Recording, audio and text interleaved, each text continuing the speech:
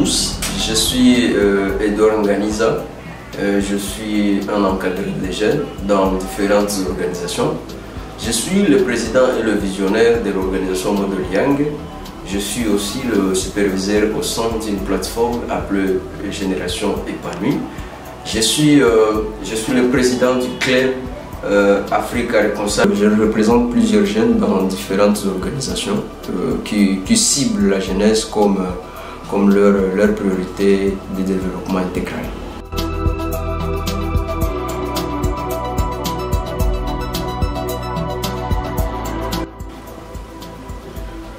Ma motivation dans l'encadrement de la jeunesse, c'est parce que je suis convaincu que c'est la jeunesse qui est la seule sève qui fera vivre l'avenir d'aujourd'hui et aussi l'avenir de demain. C'est pourquoi je me suis engagé, je me suis dit, malgré le niveau des moyens financiers, je dois quand même faire un pas, je dois poser des pas pour que j'avance, pour que je puisse aider la jeunesse. Je reste convaincu que si on n'encadre pas le jeune, à partir de différentes initiatives, de différents projets, de différentes activités, les jeunes risqueront de perdre leur direction et leur volant de l'avenir de notre pays. Voilà, Edouard Nganiza est motivé de l'encadrement de la jeunesse parce qu'il y a certains stéréotypes qui sont constatés à la jeunesse congolaise. Si la jeunesse serait au centre de l'encadrement de notre gouvernement, de nos organisations internationales et de toutes les communautés internationales, je pense qu'on ne devrait pas avoir cette insécurité persistante ici à l'est pour lutter contre les antivaleurs et les problèmes qui bloquent le développement de la RDC, ici à l'est particulièrement.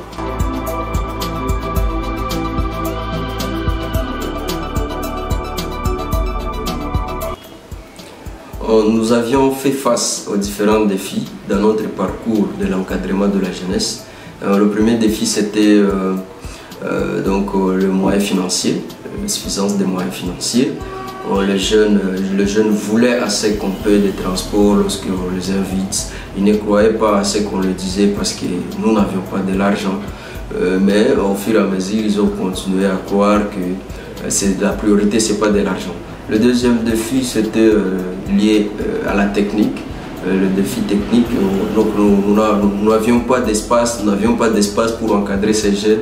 Nous n'avions pas vraiment de centre pour encadrer ces jeunes. Nous n'avions pas aussi des ordinateurs, tout l'équipement complet qui pouvait nous aider à encadrer le jeune. Pour arriver à surmonter ce défi, nous avions participé à de différentes formations. Nous avions lu des livres de grands auteurs, de grands entrepreneurs, de grands encadreurs. À part cela aussi, nous avions cherché des coachings et mentorats par-ci par-là. Nous en avions trouvé. Et nous avions aussi créé des partenariats avec d'autres centres, avec d'autres organisations qui encadrent le jeune. Et ils nous ont donné des espaces où on faisait nos réunions, on faisait nos rencontres, on faisait nos conférences, nos ateliers, etc. Et tout cela nous a permis d'encadrer le jeune. Je comprends et j'accepte, je suis aussi d'accord qu'ils ne font pas de l'argent pour avoir de l'argent, ils ne font pas de l'argent pour réussir. Ce qu'il nous faut avoir, c'est du courage. Nous devons avoir du courage, nous devons avoir aussi le leadership dans nos veines, dans nos esprits, dans nos cerveaux. C'est tout ce qui peut nous permettre de bien encadrer le jeune.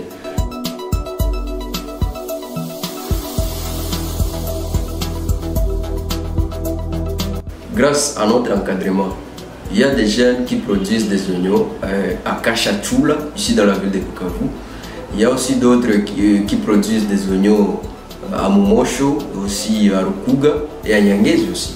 Et ils viennent vendre cela ici dans la ville de Bukavu. Grâce aussi à notre encadrement, les jeunes de Katana se sont mis ensemble pour voir comment commencer à produire des plantules d'arbres pour lutter contre le réchauffement climatique. Il y a aussi d'autres qui ont commencé à produire aussi des fleurs qu'on peut mettre dans des pots, qu'on peut mettre aussi dans des ménages. Il y a aussi de différents jeunes issus de notre encadrement ils ont commencé à encadrer les enfants dans des ménages par rapport à la perturbation éducative que nous avions constatée la fois dernière via Covid-19.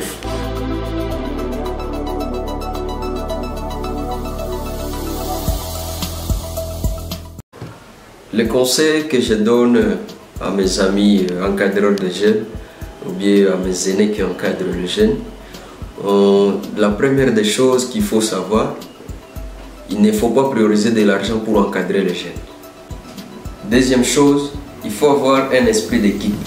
C'est vrai qu'on peut avoir la motivation, on peut avoir la vision d'encadrer les jeunes, mais toi-même, tu ne peux pas y arriver, tu ne peux pas parvenir à encadrer toi-même le jeune. Il faut développer des partenariats, des collaborations avec d'autres qui avaient déjà reçu dans l'encadrement de la jeunesse. Chose que je dis aux encadreurs, nous devons tous savoir que Dieu ne nous a pas envoyés ici sur terre pour croiser les bras. Dieu a mis en nous des talents, des potentiels que nous devons mettre au service des autres, que nous devons impérativement le pratiquer en fait que les communautés en bénéficient. C'est que nous ne sommes pas ici comme tout le monde, naître, après la naissance, faire le mariage, après le mariage, la mort. Non, nous sommes ici sur la terre, c'est pour accomplir notre mission, notre devoir à travers nos différents talents que l'Éternel nous a donnés. Voilà, nous ne saurons pas encadrer tous les jeunes de la RDC et de l'Afrique, mais nous nous engagerons pour qu'il y ait la réduction du nombre de jeunes non encadrés ici à l'est de la République démocratique du Congo particulièrement et généralement dans toute la République démocratique du Congo RDC. Merci.